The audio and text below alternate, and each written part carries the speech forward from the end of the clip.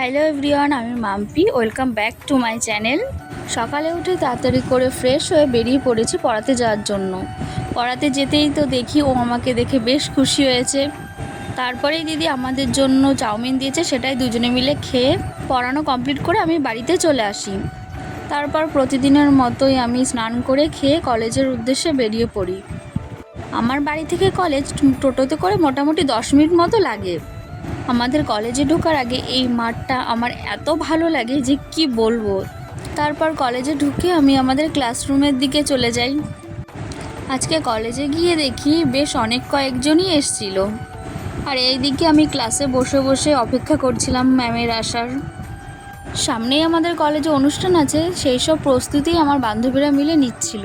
একটু পরেই ম্যাম আসায় আমি ক্লাস করে বেরিয়ে পড়ি বাড়ির উদ্দেশ্যে, কারণ বাড়িতে আমার একটু তাড়া ছিল। তো আজকের ভিডিওটা এই অবধি, দেখা হচ্ছে নেক্সট মিনি ব্লগে। ততক্ষণের জন্য সবাইকে টাটা, বাই।